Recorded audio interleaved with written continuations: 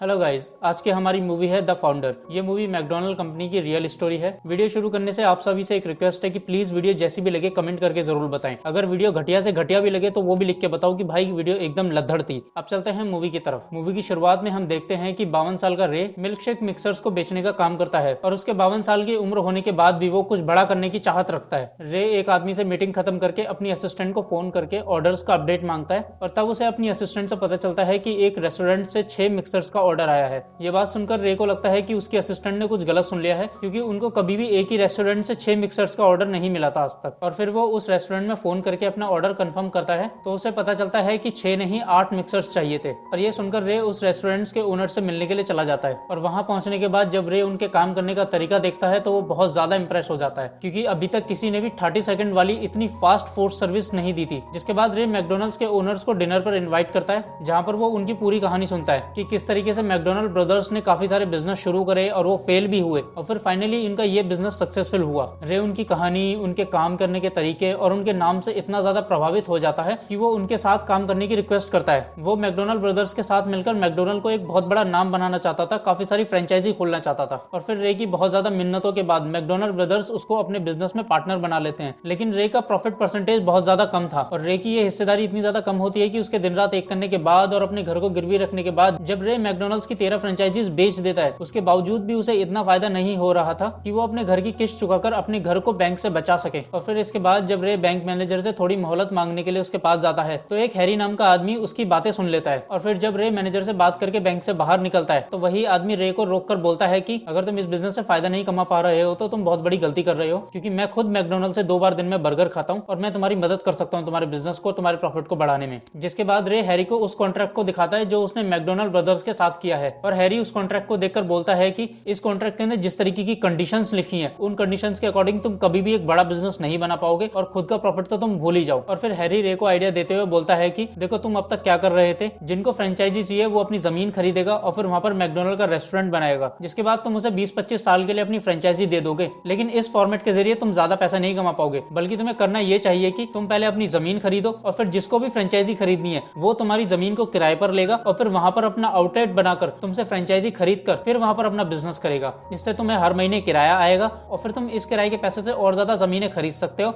और वहां पर भी यही फॉर्मेट इस्तेमाल करना। इससे ना सिर्फ तुम्हारी इनकम बढ़ेगी बल्कि कंपनी को भी बूस्ट मिलेगा। और हैरी की बात मानकर रे फाइनेंस रियलिटी कॉर्पोरेशन नाम की एक कंपनी खोलता है और फिर इसके बाद रे को काफी सारे इन्वेस्टर मिल जाते हैं जो उसके बिजनेस आइडिया में इंटरेस्ट रखते थे और इस वजह से रे का काम काफी जल्दी काफी ज्यादा बढ़ जाता है। और इसी के साथ रे अपने एक फ्रेंड की वाइफ के सुझाए हुए आइडिया को इस्तेमाल करते हुए मैकडोनल्ड रेस्टोरेंट्स के अंदर बिजली के बिल को कम करने के लिए पाउडर वाले मिल्क शेक का इस्तेमाल करने लगता है और फिर धीरे धीरे कंपनी ऊपर उठने लगती है। जिसके बाद रे फाइनेंस रियलिटी कॉर्पोरेशन का नाम बदल के द मैकडोनल्ड कॉर्पोरेशन कर देता है। और फिर जब रे के इन सारे एक्शंस के बारे में मैकडोनल्ड ब्रदर्स को पता चलता है तो वो रे को फोन करते हैं और उसको ये सब तुरंत रोकने के लिए बोलते हैं और साथ ही अगर वो ऐसा ना करे तो उसको कोर्ट में घसीटने की भी धमकी देते हैं। जिस पर रे मैकडोनल्ड ब्रदर्स को बोलता है कि देखो तुम एक छोटे से रेस्टोरेंट के छोटे से व्यापारी हो और मैं पूरे देश के अंदर फैला हुआ हूँ, मेरी कंपनी बहुत बड़ी कंपनी है और मैं उस बड़ी कंपनी का सीईओ हूँ और तुम मेरा मुकाबला नहीं कर सकते। और रे की ये बात सुनकर मैकडोनल्ड को डायबिटीज अटैक आ जाता है, जिसके बाद मैकडोनल्ड को हॉस्पिटल में एडमिट कराया जाता है और वहां पर मैकडोनल्ड से मिलने के लिए रे भी आता है, जो मैकडोनल्ड को एक ब्लैंक चेक देता है और बोलता है कि इस पर अपने मनपसंद का नंबर भर लो। और अब मैकडोनल्ड ब्रदर्स समझ गए थे कि वो रे से कभी भी नहीं जीत पाएंगे और इसलिए मैकडोनल्ड ब्रदर्स रे के साथ सेटलमेंट करने का फैसला करते हैं। वो सेटलमेंट के अंदर 3 चीजें मांगते हैं। पहली चीज $2.7 मिलियन,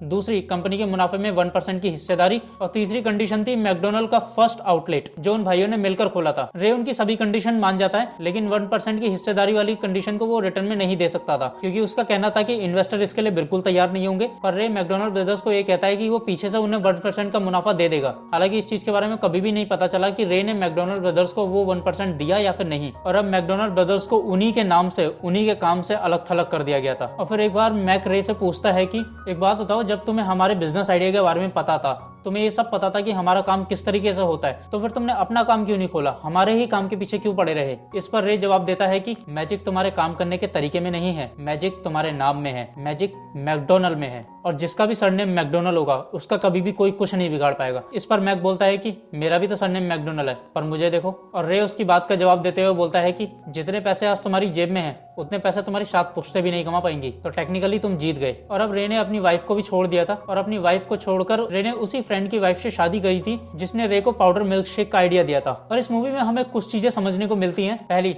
हमेशा बिजनेस की कमाई वहां से नहीं होती जहां से लोग सोचते हैं या फिर जहां से लोगों को लगता है। बिजनेस की असली कमाई का तरीका हमेशा छुपा रहता है। जैसे कि सबको लगता है मैकडोनल्ड एक फूड चेन है, लेकिन असल में मैकडोनल्ड एक रियल एस्टेट कंपनी है जो जमीनों को खरीद कर 20-25 साल तक का किराया श्योर कर लेती है। दूसरी, कभी कभी सिर्फ एक कैचिंग नाम ही बिजनेस को बड़ा करने के लिए, बिजनेस को बूस्ट देने के लिए काफी होता है, जैसे कि मैकडोनल्ड। तीसरी, बिजनेस में भावनाओं की कभी भी कोई जगह नहीं है, और जो भी तुम्हारे बिजनेस के रास्ते में आए उसे अपने से दूर कर दो, और जो फायदा पहुंचाए उसे दोस्त बना लो। जैसे कि रे ने एक टाइम पर मैकडोनल्ड ब्रदर्स का साथ छोड़कर हैरी का हाथ थाम लिया और अपनी नॉर्मल सोच रखने वाली वाइफ को छोड़कर एक बिजनेस माइंडेड औरत से शादी कर ली। और रे के इन्हीं सभी एक्शंस की वजह से आज पूरी दुनिया में मैकडोनल्ड के 38,000 से ज्यादा आउटलेट्स हैं। कभी एक रेस्टोरेंट से शुरू हुई कंपनी आज $1 बिलियन की कंपनी है। और ये थी कहानी मैकडोनल्ड की। वीडियो अच्छी लगी हो तो लाइक करें, बेकार लगी तो डिसलाइक करें, चैनल को सब्सक्राइब कर लें। और मैं मिलता हूं आपको अगली मूवी एक्सप्लेनेशन में। तब तक के लिए देखते रहिए we explanation movie in Hindi.